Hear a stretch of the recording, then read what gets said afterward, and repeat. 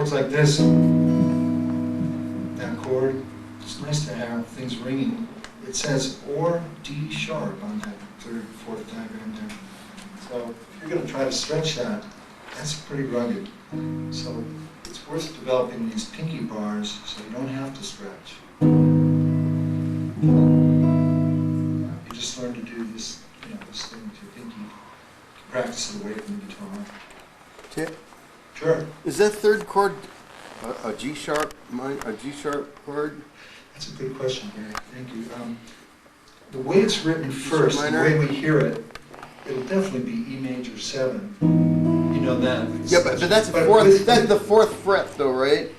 Oh yes, but it is.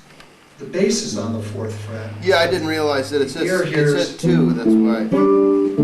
And that governs it along with this extra note, this third, which completes the triad, and your major 7. Right. It sounds like it's inverted 1 chord, but that's a 4th fret, yeah, right? Inverted 1 chord. Not the 2nd fret. Yeah. So, but with the D sharp in there, that's another kettle of fish.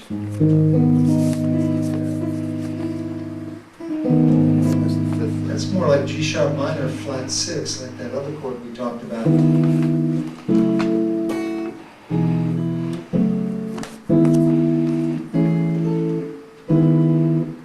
That's cool. Some of them are ambiguous. Just name them the way you hear them. Don't fight City Hall. Your ears are the sovereign body. The brain comes later. But doesn't it mean that, like on classical music like Bruckner or Mendelssohn, those are not called chords, they're called passing tones? And they use it all the time in classical symphonic music. So why would you call it a chord? Because I'm stupid. Hey, Ted, those also occur naturally when you go through all those triadic and 4-note triad chord scales and stuff, and going to the 7th chords with them, right? All kinds of stuff comes naturally, right, from the scale, including what Del had said. Interesting point, My name's not Del. I'm an impersonator. You are Del. Del. One of LA's finest guitar players, Del Cash. Thank you. Yeah, it's true. If you listen to symphonies, there'll be moments where it's hard pressed to think that it's wise to call it chord, and that's why I mentioned earlier that I wasn't thinking of these by their name. It was a product of the chords came about as a product of lines. You can freeze the action at any moment and name a chord, but sometimes you don't need to.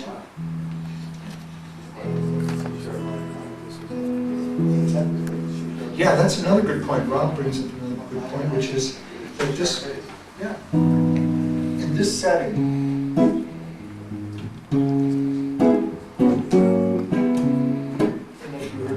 here it comes. That sounds like C sharp.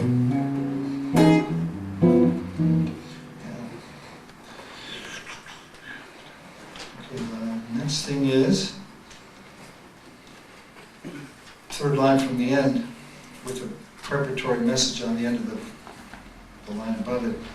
This is what we're calling phrases derived back to front method, generating stuff. What you do is you start with the last phrase. You work it out backwards, not literally backwards. You don't get the last chord, then the second to last. You work out a phrase near the end, at the end.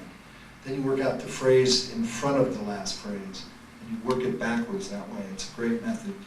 I frankly end up using it a lot because I have to, because I'll end up in a spot that I don't like. So I have to say, well, where do we want it to end? And then kind of stitch it together. I try to improvise a lot when I'm playing live gigs because it's more fun. But if you're really going to craft an arrangement and find the epitome of beautiful sounds that you're capable of, you're going to want to craft it out, So anyway, we're going to play some of these phrases.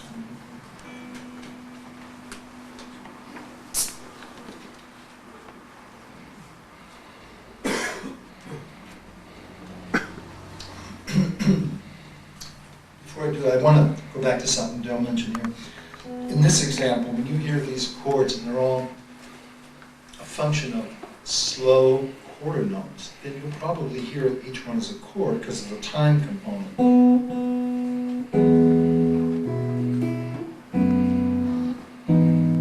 mean, because it's lingering, but I mean, if something just raced by, I certainly wouldn't perceive that one. What You you have a got? one across both of those. Sorry? What's that? Right here, 2, 4, 1, 3, 1. Yeah. Oh, yeah. First finger's across. Yeah, 7 is going to go like this.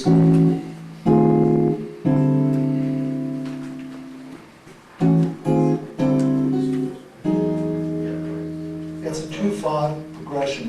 This is F sharp minor 7, the key of E, the 2 chord, and the 5, using that slant fog technique. And then instead of going to 1, we could have gone, put a 4th in there.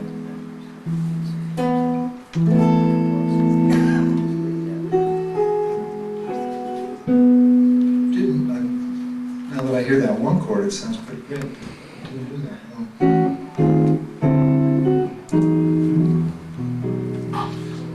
Then we're going to precede that by the 2 chords in the middle of that 3rd line from the bottom.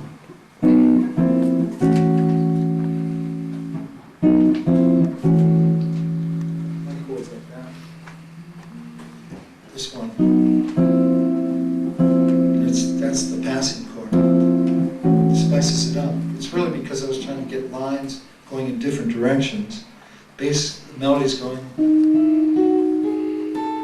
it's going up. This line's going,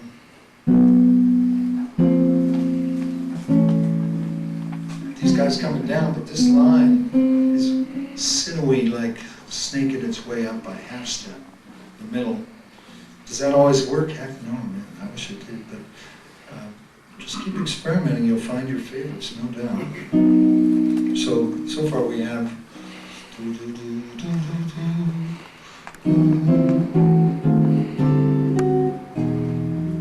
This is the kind of harmony I like the best. I think where the lines go in different directions and pretty chords mixed with kind of tart or tangy chords. So now we've got to finish it off by the first phrase that's being added in the front. For that we're using close harmony. That's where your fingers are spread out to get notes that are close together.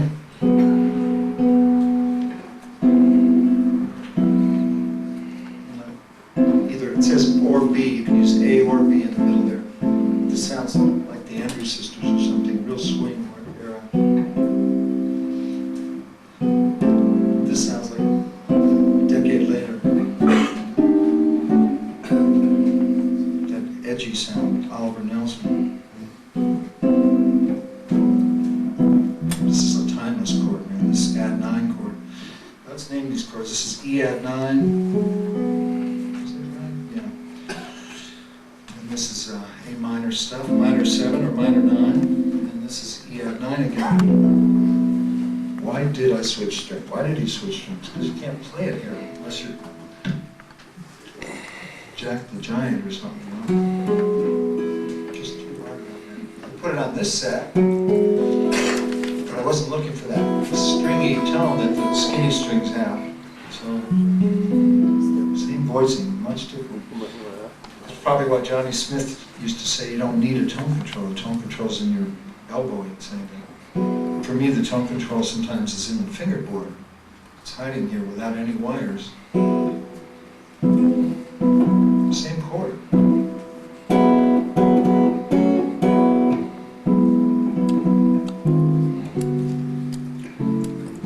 It's amazing. Yeah, it's just amazing that it sounds so different. But that's the nature of vibrating bodies that are much thicker than these. Plus a shorter string length, just a different tone.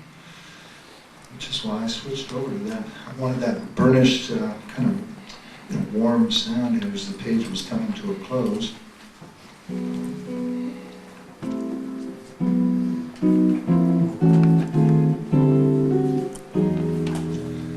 I've heard groups like the Singers Unlimited sing chord changes like that, or Take 6. I if I'm on the road, I'm danger, man, you know. I mean, that's an amazing sound to hear voices do those chords. Just shout out any questions you have as we go. I won't feel offended. I like it. Let's try this last stuff in B and A flat.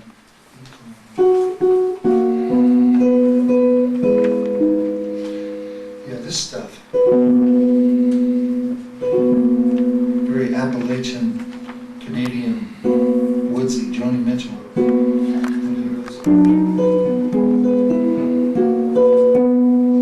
Comes out of classical music because the organ guys and string quartet cats, they all do this.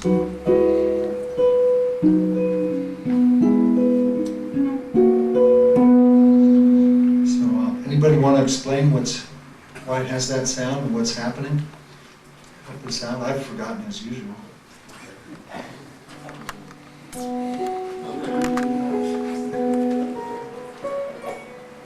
Well, what we have is double pedal tones. Pedal used to mean what you'd think it would mean, something that the guy or gal put the foot on. If you're playing organ in the old churches, you step on a pedal. But the interesting thing about the foot is you can just leave it there, and of course that note just keeps ringing. Hence the term pedal tone became synonymous with a low ringing tone. But as mankind is wont to do, the term was, we won't say perverted, we'll just say transformed. And now it can mean any note in any register ringing, including.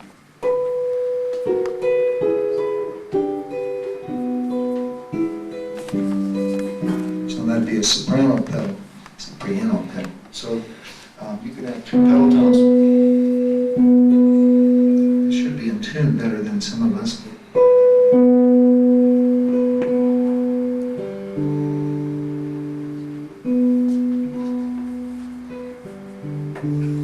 If that's all that was happening, that wouldn't explain anything. It's the fact that we've got sixth intervals like this. These are the two pedal tones. Here are the sixth intervals diatonic running like this, surrounding that lower tone, which isn't real low. This is like a mid-range pedal and a soprano pedal, and here come two more voices doing this. Doody doo doo doo doo boom. There's this thing.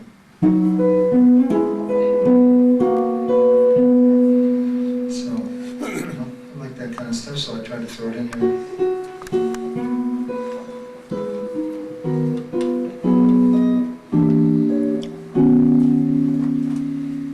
Helps if your pinky plays the high note, if it actually fits the string. There she is. So what happened there at the end? What is this spicy thing?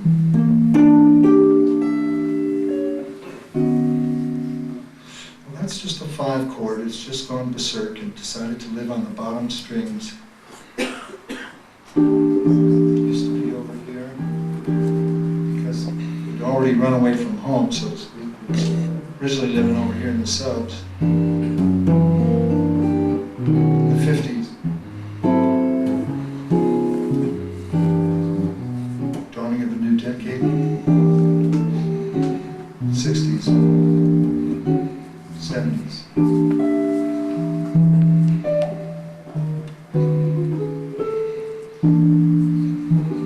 Here we are in the millennium of double aughts, and wow, I mean, she can live on the bottom strings.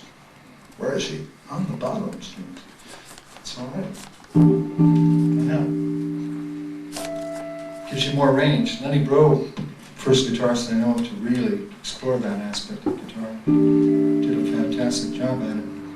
In fact, he fell in love with it so much that he had to put another high string on his guitar. Didn't want to put a low one on. He was up here having a ball. Let's get some more melody tones, you know. By taking chords that were originally on the high strings, using string transference. My two-step method is real easy. I wish I had made it more concise in my books. It's moderately so in there. But as the years go on, you learn a few things. The two steps are, any voicing, want to take it from the high strings down into the low. All you do, you name the lowest sounding note. Forgive me all those of of you who know this already, it won't take long.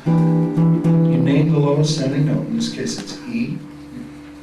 Switch to one string set thicker, slide your hand up till it's on E again. That's relocation. Now there's always an adjustment when you relocate in life, so we're going to have to take the G string down, one extra fret. That's the adjustment. That's all it takes. Do it again, you're over here. You can ask me about it on the break if you're confused. Yeah, I think we should. Let me do one quick run through on these last two things, and then the sheet will be done with.